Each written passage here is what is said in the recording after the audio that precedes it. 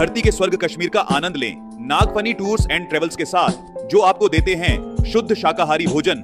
श्रीनगर, गुलमर्ग, पहलगाम, सोनमर्ग आदि के सुंदर स्वर्ग का आनंदमयी टूर आज ही कराएं अपनी बुकिंग। संपर्क करें भूपेंद्र जैन और महावीर जैन से। एक सूत्र दिया था, सुन भाई क्रांत कुमार सुन। देख, मेरे गुरु ने शुरू में सन नैनागिर से बिहार हुआ था, तब आचार्य श्री से एक सूत्र मांगा था, तो आचार्य श्री ने यही कहा, सफलता का सूत्र दो महाराज। तो उन्होंने एक ही शब्द कहा था, अपना निजी स्वार्थ रखना नहीं, किसी का अहित करना नहीं, जाओ सफलता तुम्हें पग पग पर मिलेगी। यही शब्द, सफलता तुम्हें पग पग पर मिलेगी। तुम देखोगे कि यहाँ कोई अंधेरा ही अंधेरा है, और जैसे ही आगे बढ़ोगे उजेला ही उजेला दिखेगा। और वो वचन मेरी जिंदगी में बिल्कुल सफल हो रहे। दूसरी बार जब मैं गया, शायद जबलपुर की बात है, वहां गया तो मैंने कि महाराज जी आपने जो कहा था सफलता तो बहुत मिल रही, और आज तक किसी कार्य में विफल नहीं हुआ। अभी तक तो रिकॉर्ड है, आगे सागर है, अच्छे अच्छों को फेल कर देती है। लेकिन अभी भी मुझे गुरु पे विश्वास है कि गुरु का दिया हुआ वचन हमें न आज तक फेल हुआ हूं और न भविष्य में ऐसे। इसी बार जब 1990 में है, कब जबलपुर गया, तो मैंने कहा महाराज जी आपका दिया हुआ वचन तो बहुत सफल हो रहा है, लेकिन पहले विरोध बहुत होता है। विरोधी तैयार होते हैं हर चीज में, कोई भी काम करो।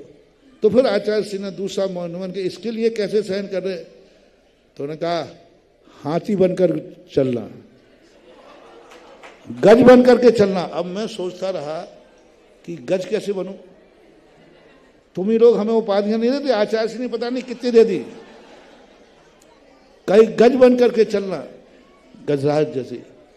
अब मैं बरसों सोचता रहा, और मैंने पूरे हाथियों के नेचर के संबंध में किताबें पढ़ डाली। किताबें पढ़ी, मैंने मंगा के पढ़ी। मैंने कहा मुझे हाथी का नेचर चाहिए। 3-4 किताबें मुझे मिली हाथी के। फिर उसमें ये मिली, तो मैंने कहा आचार्य जी ऐसा क्यों कहा कि हाथी जब निकलता है, यदि हाथी निकले और कुत्ते न भौंके तो हाथी नकली है, और हाथी पीछे मुड़, कुत्ते भौंके और हाथी पीछे मुड़ के देखे तो नकली है। अरे मैंने कहा आचार्य श्री का इतना दीप रहा। फिर मैंने कहा कि अब पता चल गया, आचार्य श्री पहले ही जानते तू हाथी बन के निकलना, कुत्ते तो भौंकेंगे, और कुत्ते नहीं भौंके तो तू नकली बन जाएगा। तो बताओ भैया मैं असली हूं कि नकली?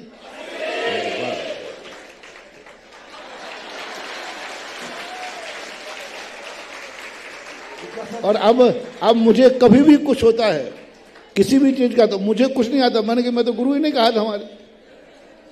अब मुझे बिल्कुल भी टेंशन नहीं आता, कितनी चर्चाएं हो, कितना ही विरोध हो, कितना ही बाहर सब निकालो, मैं तुरंत कहता हूँ कोई, मैं मस्त रहता हूँ, क्योंकि हाथी मस्ती रहता है, मैं मस्त रहता हूँ। मेरे गुरु ने कहा था बेटा इन बाहर सबों में इन विरोधों की तरफ मत देखना, नहीं तो नकली हो जाओगे। और मैं तो गुरु का असली हाथी हूँ।